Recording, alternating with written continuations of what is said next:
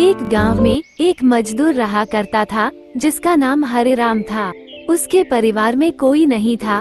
दिन भर अकेला मेहनत में लगा रहता था। दिल का बहुत ही दयालु और कर्मों का भी बहुत अच्छा था। मजदूर था इसलिए उसे उसका भोजन मजदूरी के बाद ही मिलता था।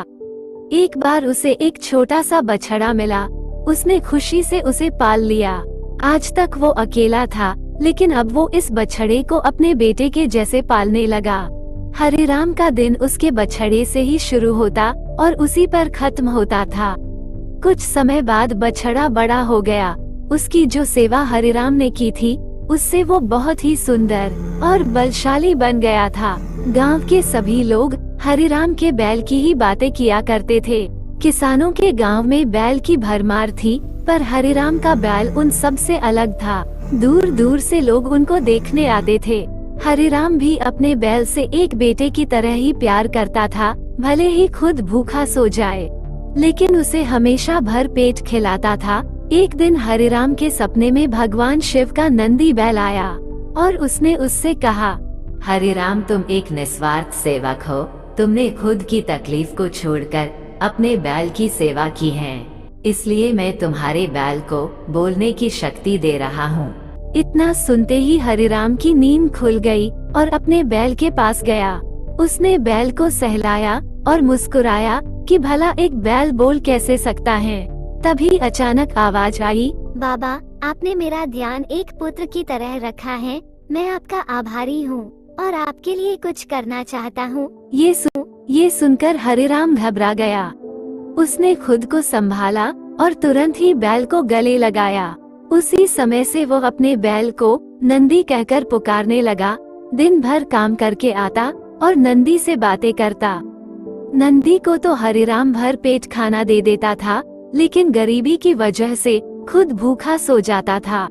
ये बात नंदी को अच्छी नहीं लगी। उसने हरिराम से कहा कि वो नगर के सेठ के पास जाए और शर्त रखे कि उसका बैल नंदी 100 गाड़ी खींच सकता है और शर्त के रूप में सेठ से 1000 मोहरे ले लेना।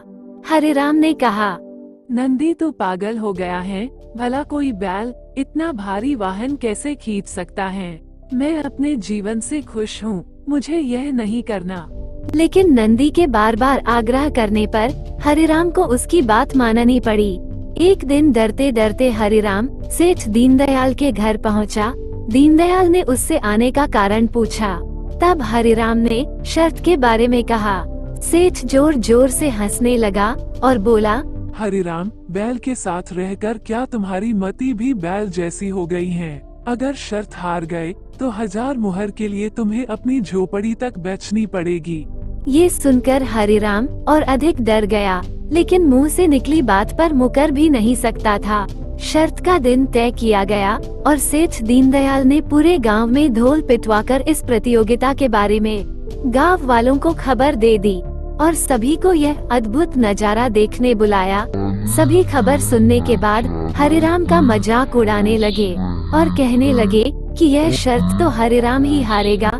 ये सब सुनकर हरिराम को और अधिक डर लगने लगा और उसे नंदी से घृणा होने लगी। वो उसे कोसने लगा, बार बार उसे दोष देता और कहता कि कहाँ मैंने इस बैल को पाल लिया।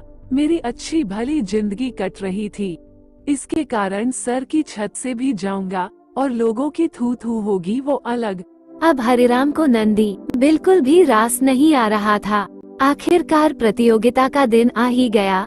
100 माल से भरी गाड़ियों के आगे नंदी को जोता गया और गाड़ी पर खुद हरिराम बैठा। सभी गांव वाले यह नजारा देख हंस रहे थे और हरिराम को भला बुरा कह रहे थे। हरिराम ने नंदी से कहा, देख, तेरे कारण मुझे कितना सुनना पड़ रहा है। हरिराम के ऐसे घृणित शब्दों के कारण नंदी को गुस्सा आ गया और उसने ठान ली कि वो अब एक कदम भी आगे नहीं बढ़ाएगा। और इस तरह हरिराम शर्त हार गया। सभी ने उसका मजाक उड़ाया और उसे अपनी झोपड़ी सेठ को देनी पड़ी। एक दिन हरिराम नंदी के साथ मंदिर के बाहर पड़ा हुआ था और नंदी के सामने रो रो कर उसे कोस रहा था। उसकी बातें सुन नंदी से सहा नहीं गया और उसने कहा, बाबा हरिराम, ये सब तुम्हारे कारण हुआ। ये सुन हरिराम चौंक गया। उसने गुस्से में पूछा। क्या किया मैंने? तुमने भांग खा रखी है क्या? तब नंदी ने कहा, कि तुम्हारे प्रेम के बोल के कारण ही भगवान ने मुझे बोलने की शक्ति दी और मैंने तुम्हारे लिए ये सब करने की सोची, लेकिन तुम उल्टा मुझे ही कोसने लगे और मुझे बुरा भला कहने लगे। तब मैंने ठानी मैं तुम्हारे लिए कुछ नहीं करूँगा, लेकिन अब मैं तुमसे फिर से कहता हूँ कि मैं 100 गाड़ियाँ खींच सकता हूँ। तुम जाकर फिर से शर्त लगाओ और इस बार अपनी झोपड़ी और 1000 मुहरे की शर्त लगाना। हरिराम वही करता है और फिर से शर्त के अनुसार 100 गाड़ियाँ तैयार कर उस पर नंदी को जोता जाता है और फिर से उस पर हरिराम बैठता है और प्यार से सहलाकर उसे गाड़ियाँ खींचने को कहता है और इस बार नंदी यह कर दिखाता है, जिसे देख सब देखते रह जाते हैं और हरिराम शर्त जीत जाता है। सेठ दीनदयाल उसे उसकी झोपड़ी और 1000 मुहरे दे देता है।